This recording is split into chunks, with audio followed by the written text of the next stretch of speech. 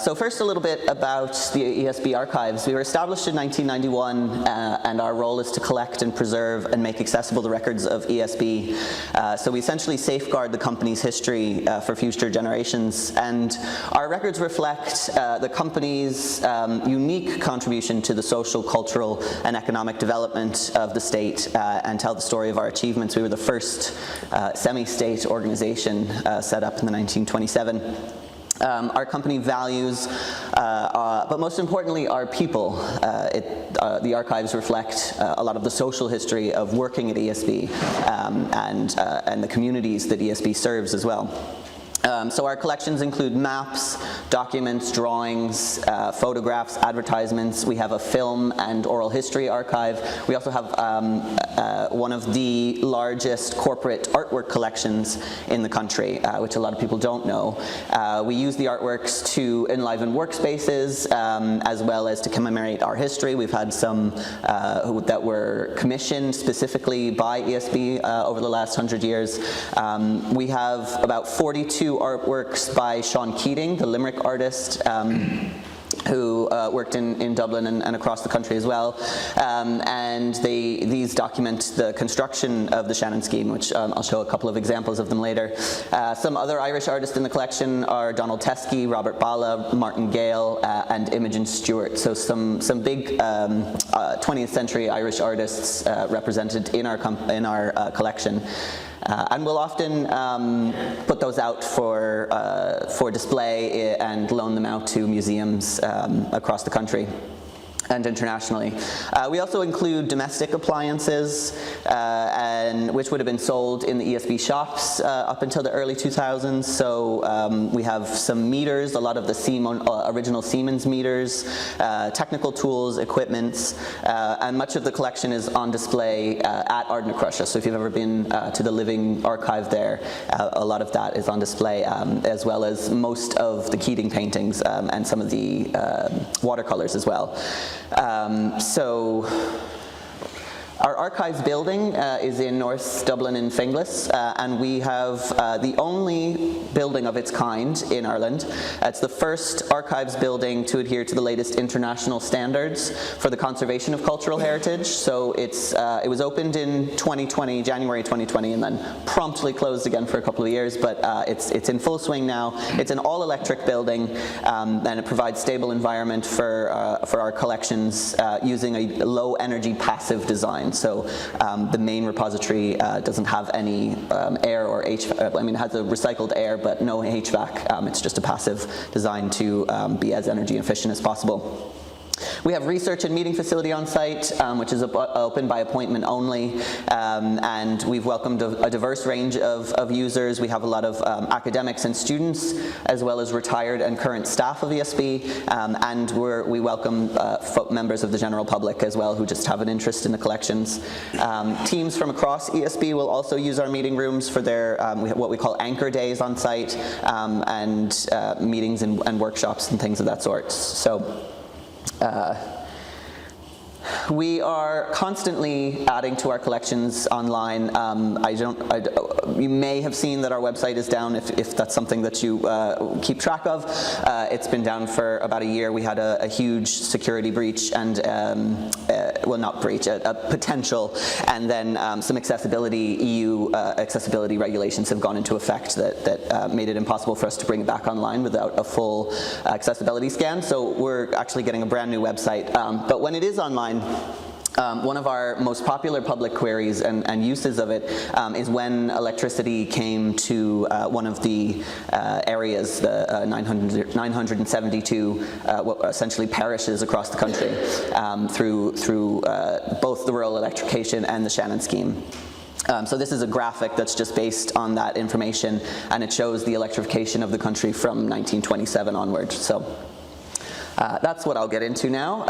Today, obviously electricity is a huge part of our lives, and we might take it for granted, but the impact of when electricity became widely available in Ireland very much changed the social landscape as well as the economic landscape. So early in the 1920s, Ireland had the second lowest electricity consumption in Europe. At only 1% of the population had access to an electricity supply. Sorry? In the early 1920s, so pre-1927. The lowest electricity consumption was in Portugal.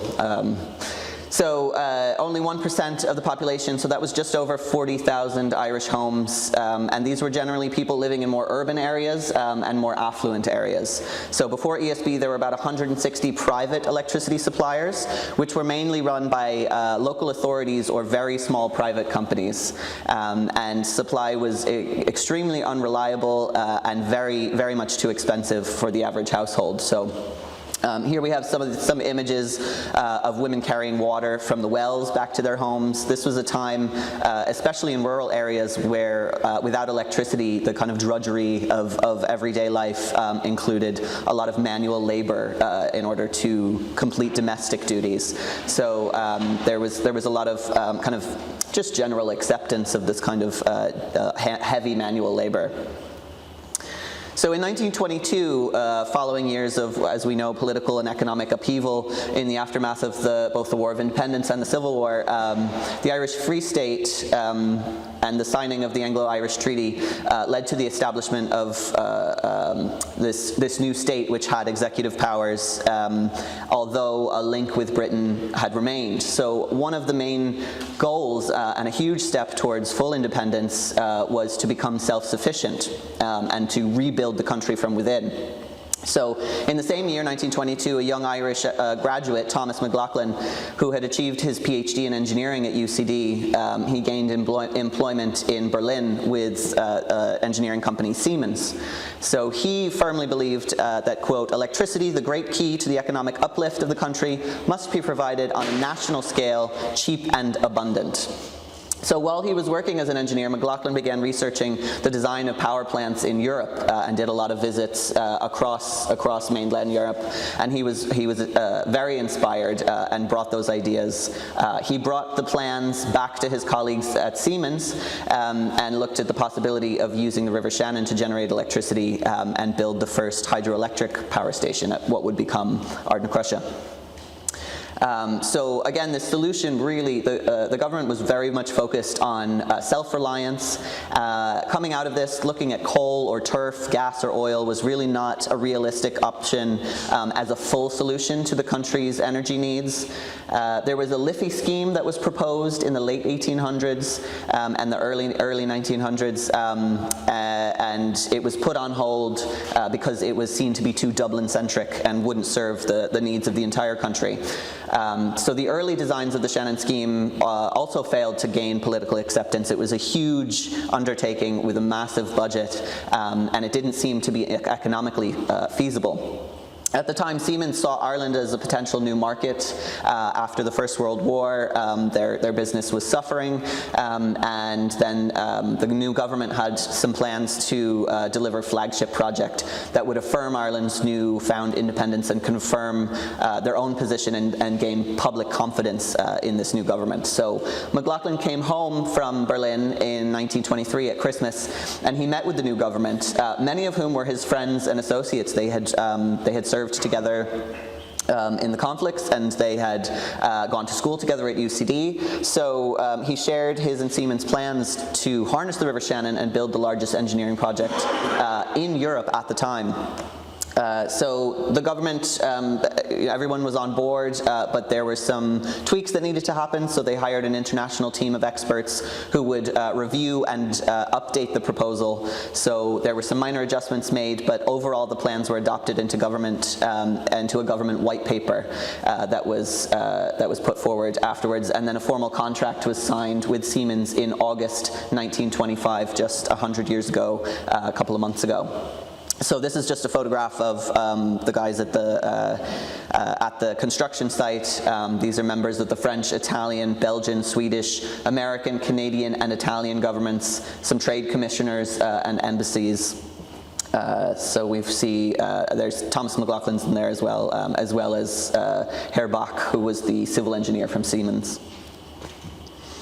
So construction began shortly after the signing of the contract in August 1925. We just commemorated the centenary of that with a very small celebration, as our big celebrations will come in 2027 with our centenary.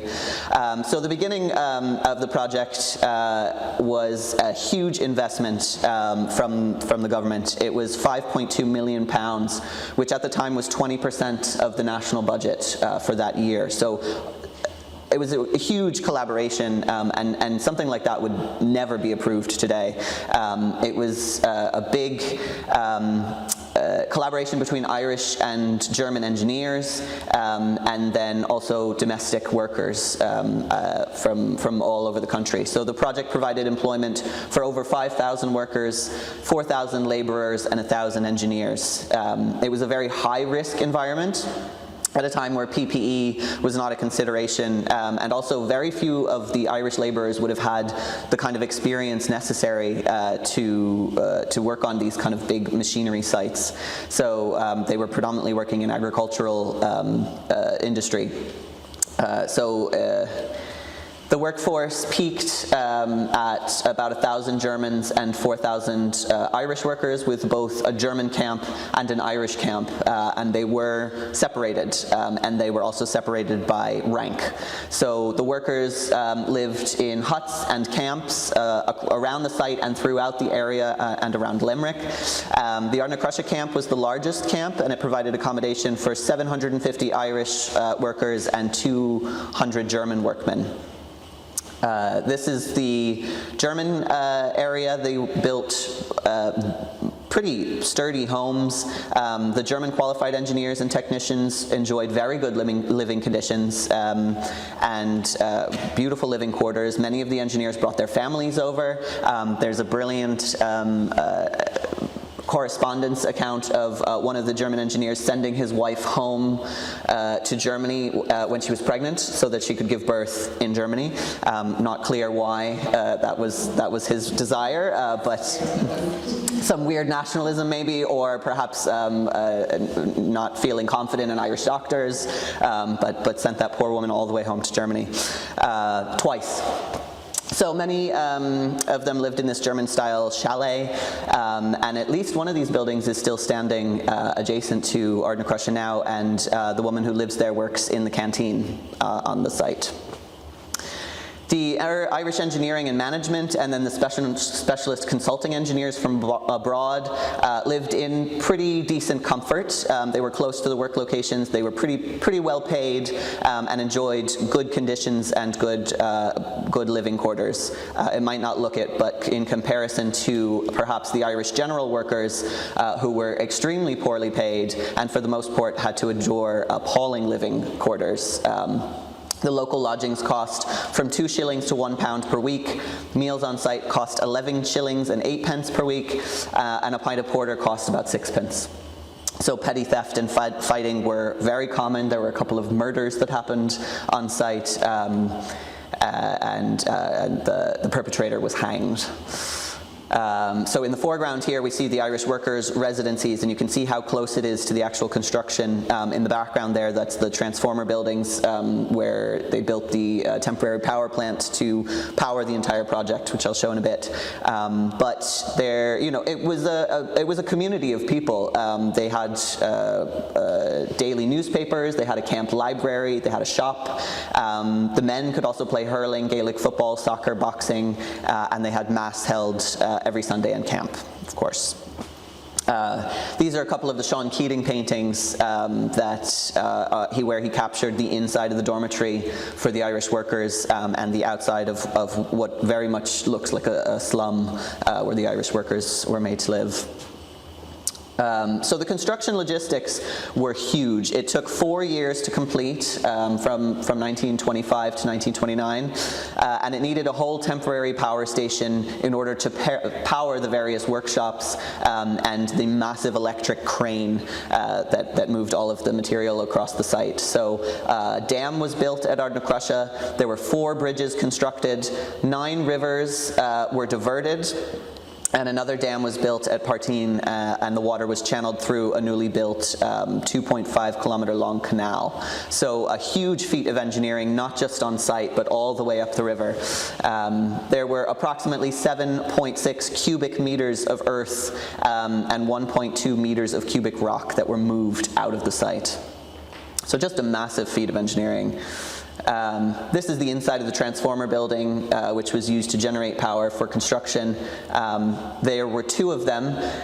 One of them was used all the way through, and when Siemens was packing up at the end, they asked who were the ESB, newly formed ESB workers, if they wanted to keep the two buildings, and they said, "Ah, no, we don't need them anymore," thinking that the German workers would just leave them there and kind of be left to stand there. But they packed up one of the whole buildings and put all the materials back on the ship, at which point the ESB said, actually no, can you leave the other one there? So the second one is there. You can see that's Dermot there in the foreground. He's in charge of all the tours and heritage. Brilliant. He's retiring next year, and we'll miss him greatly. But we use it now as kind of a storage area for a lot of the materials on site. So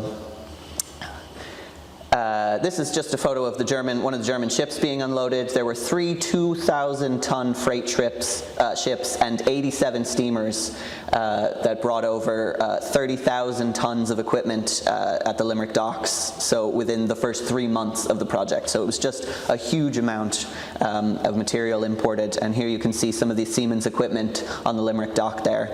An inventory of the plant used were 6 large multiple bucket dredgers at 220 tons, 3 large bank building machines at 240 tons, 31 portable air compressors, 13 portable concrete machines, and 8 tower cranes, 3 cableways, each at 310 meters long, 20 road trucks, and 31 barges plus tugs, launches, and pontoons. So just every kind of material and type of transportation was used. Siemens also installed a railway between the Limerick docks and Ardnacrusha to transport the machinery and the material imported from Germany. So there were 60 miles of purpose-built railway with 130 steam locomotives, 8 electric locomotives, and 1,770 railway wagons. So you can see some of the wagons there and some of the rail track there, all the way from Limerick up to Ardnacrusha. So as I mentioned, Sean Keating, the renowned Limerick artist, took a very strong interest in the project, in the construction, and he saw it as a heralding of the future of Ireland as an industrial nation. He was not commissioned, as some people thought, because ESB didn't exist yet, so no one was really there to commission him. But he went on his own volition in 1926 and 1927 and painted a large series that would become very well known through his career. Most of them, 42 of them, are in our collection. Emer O'Connor is the head of collections at the National Museum of Ireland, and she's the kind of leading Keating expert. And of this, she says that the machinery was going to carve up this landscape that he saw as what he called a medieval dung heap, which was how he described it years later. And this was a metaphor for him that the whole thing was all about Ireland moving into modernity. And we can see that with this painting that he completed several years after the Shannon scheme, called Night's Candles Are Burnt Out. And it features the dam at Ardnacrusha as it's completed, but these really interesting characters in the foreground all represent different aspects of what Keating saw as the kind of the Ireland of the day. So he showed it in the Royal Hibernian Academy in Dublin, and it was called the Problem Painting of the Year, which Keating loved. They couldn't really wrap their heads around what he was trying to do. But according to Emer O'Connor, it was in those years, in the 20s, that the term a gombeen man, and I don't know if I'm pronouncing that right, but came into being. So it means the kind of businessman or a politician who's making money off the backs of everybody else. And so he's kind of standing there, the businessman in the middle of the painting. And Keating's hope was that modernity, as represented by Ardnacrusha, would end all of that kind of stage of Ireland, as what Emer O'Connor calls the paddywhackery of the poaching drinker there, and hanging up the the oil lamp, and Emer seems to think that the skeleton there is referencing one of the murders and the hanging of that happened on the construction site. So Keating himself appears twice in the painting. So he's there on the left holding the lamp up, hanging up the past of the oil lamp, but he's also portrayed himself as this kind of truth-sayer with his wife May. So he's the one pointing there with his son. His wife May has one of their sons on the shoulder, and they're pointing towards the bridge in the distance. So Emer O'Connor says that they're pointing towards their future, and it was the most interesting figure in there, which I think is pretty understated, is the priest there in the corner in the bottom right. So it kind of tells a lot about Keating's attitude at the time towards the church and in the cultural sphere. So he was very disappointed with post-Treaty Ireland, with the successive governments and the church, who were had a joint cause, so to speak. So the kind of organized religion and conservative values were kind of at odds with what he saw of future modernity of Ireland. So it's all kind of wrapped up in this one beautiful painting. So this is at the Hunt Museum in Limerick at the moment, and it's on loan from the Oldham Gallery, which is in Manchester, but ESB makes sure that it stays on loan in Ireland. So back to Ardnacrusha, with the construction underway, the next challenge facing the government was how best to manage the rollout of the Shannon Power Scheme. So Patrick McGilligan was the Minister for Industry and Commerce at the time, and he was very good friends with Thomas McLaughlin. And he concluded that such rapid development could only be achieved through unified control of both production and distribution. So the first semi-state body in Ireland, the ESB, was founded on the 11th of August in 1927, which would be created to manage this new electricity system. So Thomas McLaughlin became the natural choice to become the first managing director. And this is just the notes from the first board meeting there, and one of the first logos there. While the scheme was in progress, McLaughlin visited the US and he began benchmarking against similar projects. So he concluded that he really needed to put a lot of effort into advertising and educating people of Ireland, to many of whom electricity was still a very new and unknown commodity. So not long before TV, commercial radio, advertising through national and local newspapers was the only way to make available this information and make the country what he called electricity conscious. So ESB launched its first advertising campaign from September 1928. Very much based on American advertising campaigns. So one of the earliest advertisements there is detailing the opening of the scheme to the public to visit. ESB operated a tourist office in Limerick and collaborated with transport companies to bring tourists to the site. So within the first 9 months of opening up the tourism office, 85,000 people came to visit. And this was a huge thing to witness for the people of Ireland. Had never seen the kind of scale of this kind of construction, so it was a huge draw. And these early ads also sought to calm the fears amongst the public about using electricity. So some people really feared that they would be electrocuted or that it would set their homes on fire. We have a lot of oral history material from the Rural Electrification Project, and there are people who talk about having to bless themselves before they turned on the light. So there was a lot of reticence towards electricity. So the advert, "A child can do it," there in the middle, was utilized to show how simple it was to use and how simple it was and safe. And it was much safer to use than gas. So it makes sense that those fears would kind of carry over. This is great. I just love this postcard that was written in August 1928, sent from somewhere around Limerick or Clare, sent home to Dublin, that says, "We're having a nice time here. Yesterday we saw the Shannon scheme. Wish you and Mommy were here to see us to see the wonderful works. Love from Ruby." And so there's a great kind of postcard collection, and we have some records of that as well. And the passenger train here ran up and through the 60s. This is a photo from 1962. I'm not sure when it was removed, but the Railway Society continued to bring passengers up there. In 1931, ESB also opened the first electricity sales room in Stephen's Green in Dublin, which were selling all the mod cons of domestic electrical appliances. So further shops opened in the main towns and cities, starting with Portlaoise, Wexford, and Kilkenny, and then spread all through the country. So this was to complement the advertising campaign in the showrooms, and they had an all-electric demonstration house, which was opened at Mount Marion on 11th of December in 1934. So these all-electric houses were fully equipped with all the electrical appliances and were available for the public to come visit and do demonstrations to see what it would look like to have an all-electrical house. And it's funny, we're coming back to that now with the kind of smart homes and all-electric houses. So when the Shannon scheme was officially opened by W.T. Cosgrave on the 22nd of July in 1929, it made international headlines because it was the first fully integrated national electricity system in the world. So that means it's encompassing generation, transmission, distribution, marketing, and sales. So it's a whole, everything all in one company.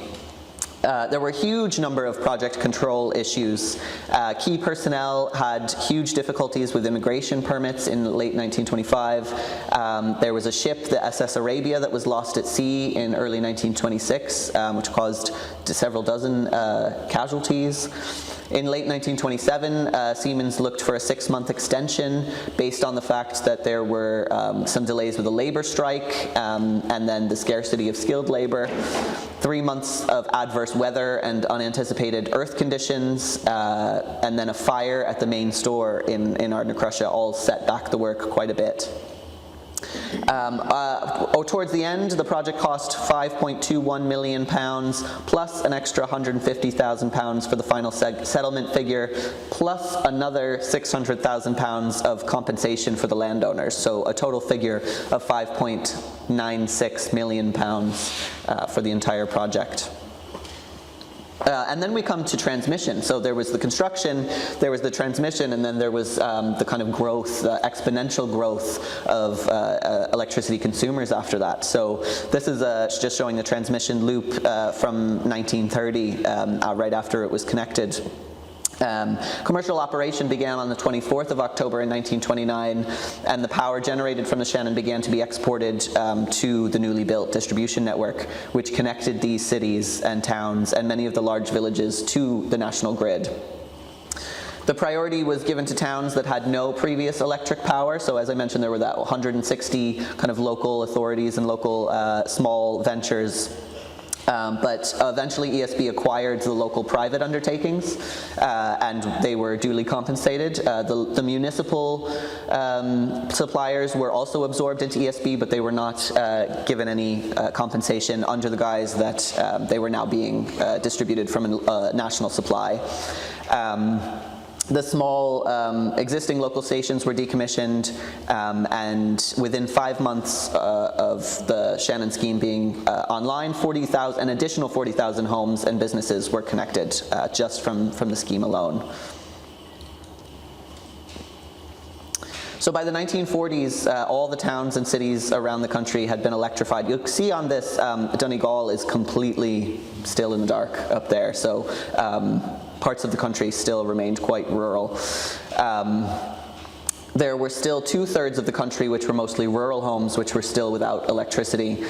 So people in urban areas had been enjoying the benefits of electricity since, in Dublin since the 1890s really, when the corporation was generating electricity at Pigeon House. But the folks in rural areas were not able to avail. There was no connection for them. So the efforts to connect these more economical remote areas had been further delayed by the Second World War. And in rural Ireland, this meant that people were still living very labor-intensive lives filled with a lot of hardship and a lot of manual labor. So it was almost a completely different style of life than in the urban and kind of city centers. So the big change here was that Ardnacrusha and the Shannon scheme allowed for what the next scheme about 20 years later, the Rural Electrification Scheme, which started in 1946, which started kind of the biggest social revolution in Ireland since the land reforms, really. So despite a scarcity of raw materials following the end of the war, ESB was extremely resourceful, and they mixed up that number before and said 972, but it was essentially what the parishes were, and it was based on those existing parish boundaries. And so, in preparation, ESB began training the first class of electrical apprentices in 1937. As the scheme was kind of gaining momentum.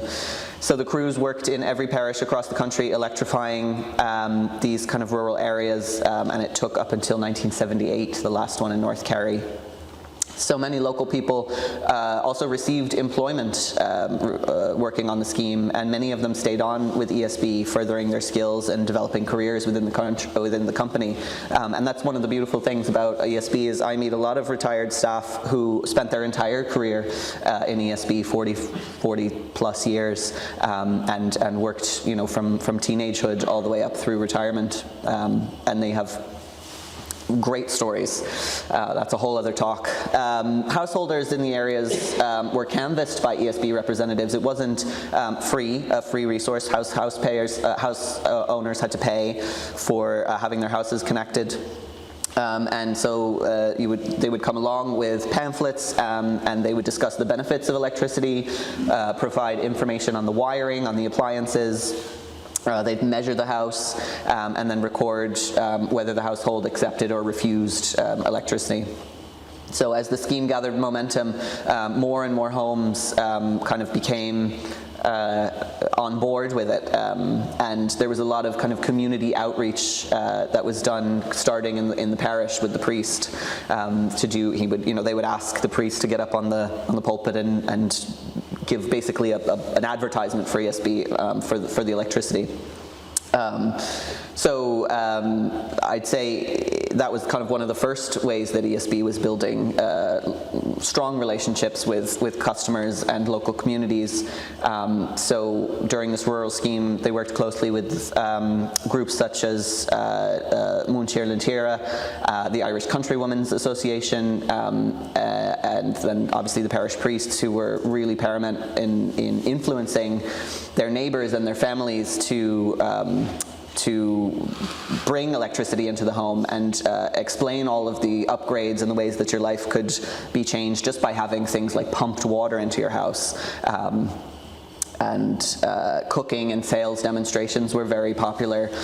They were held around the country to showcase the appliances, how washing machine, electric cooktops, things like that, how it would save time and kind of change the face of domestic hygiene as well in a lot of ways. So when an area was completed, they would have these lovely switch-on ceremonies in the village hall where the parish priest and other local dignitaries would kind of perform a ceremonial switch-on which would illuminate the local hall in the town. This was usually followed by an evening of music and dancing. And they would have the priest there generally to do the local switch on. So I thought I'd pull some of the local data for Ennis and for Clare. You can see here that this would be on our website, and it'll be back when our website is back online, and has all of the data for rural electrification, and also for when the areas were connected through the Shannon scheme if they had local providers prior to 1927. So you can see, 1929. You can see this is Ennis had electricity available through local suppliers. They were 448 homes and businesses which were initially connected in 1931. The recorded population was 5,518 in 1931, and there was a record of 105 electric lamps across Ennis in 1931 as well. And you can see here, Clare had 8 local electricity providers, some of them in Ennis, providing to, as few as 1 to 2 homes electricity. So it was really just, they were just providing electricity for themselves. A lot of them were hydro, so if you find them at the mills or anywhere near the rivers.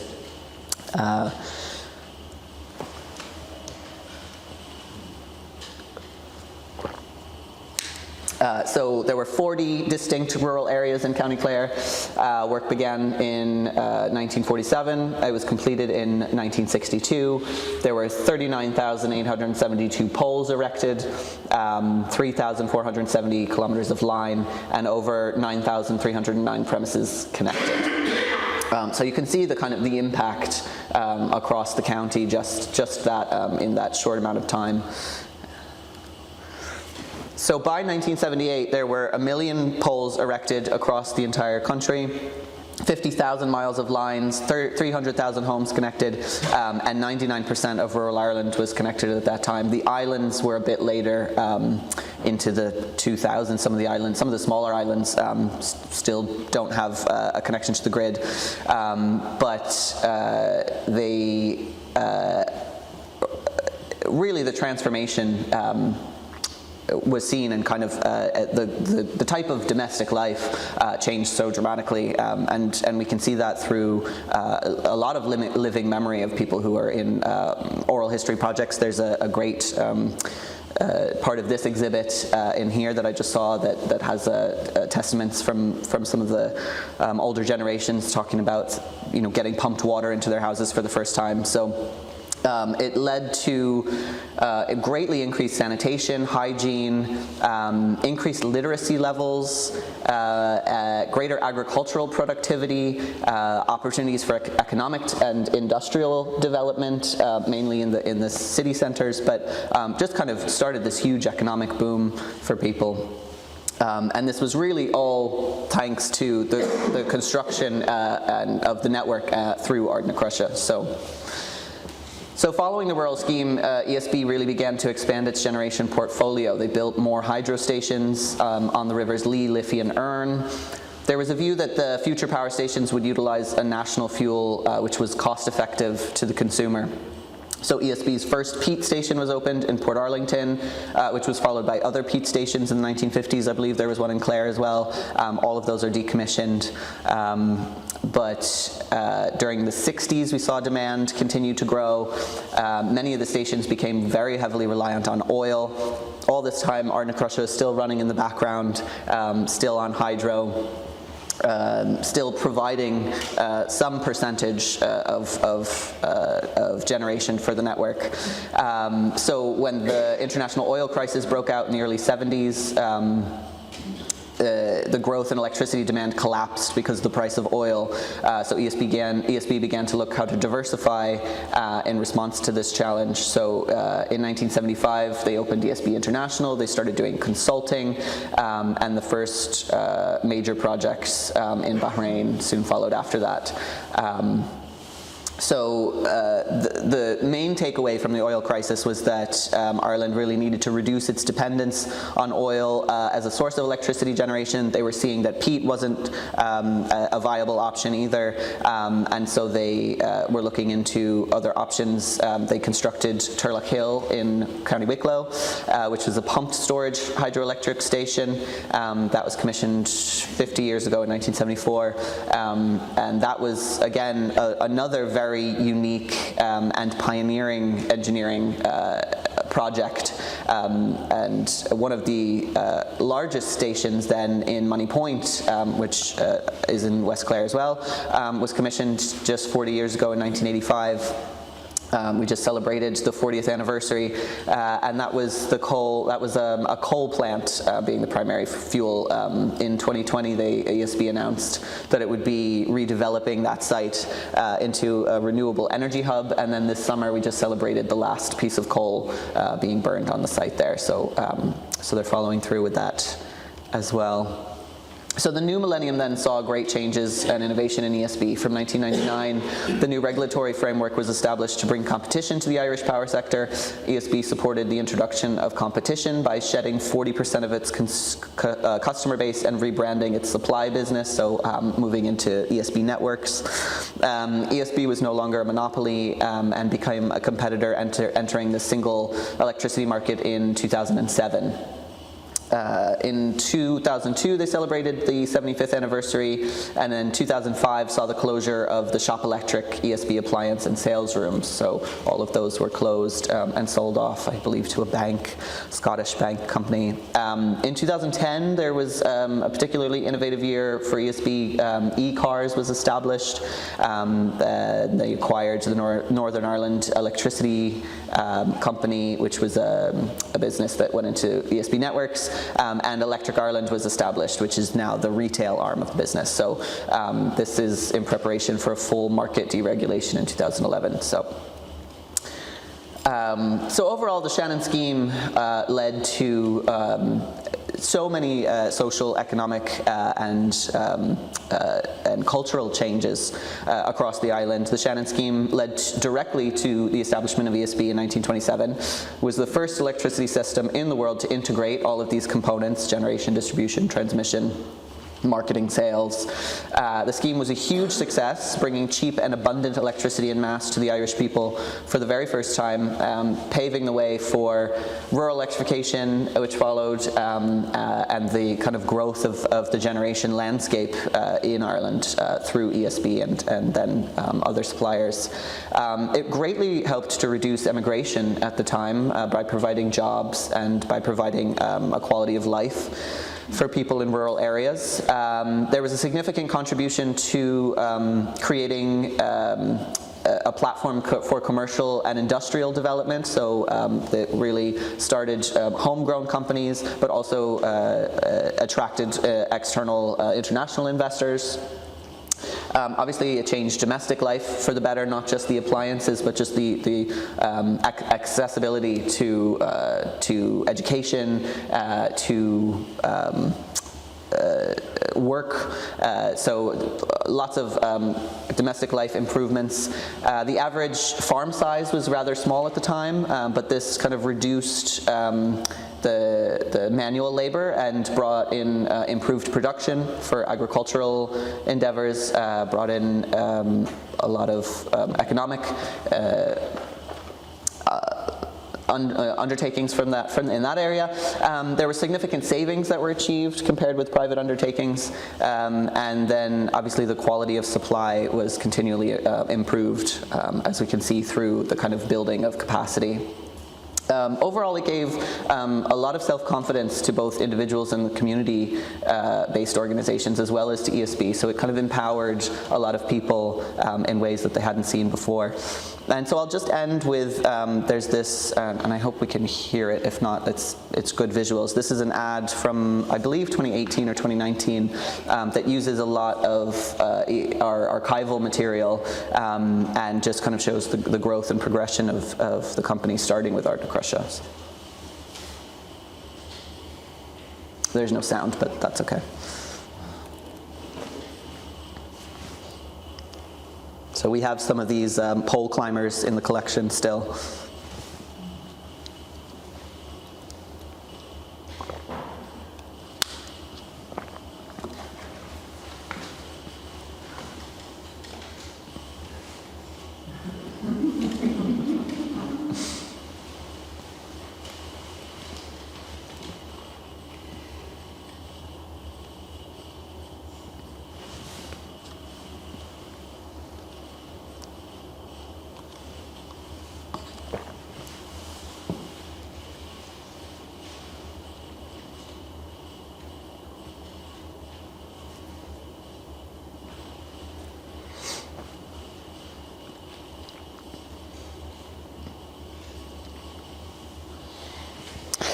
So we'll be celebrating our centenary of ESB in 2027. So please look out for any events. We're kind of solidifying what that'll look like for us, but we'd love to collaborate with any community groups who have an interest in that as well. So thanks so much. I'm happy to take questions.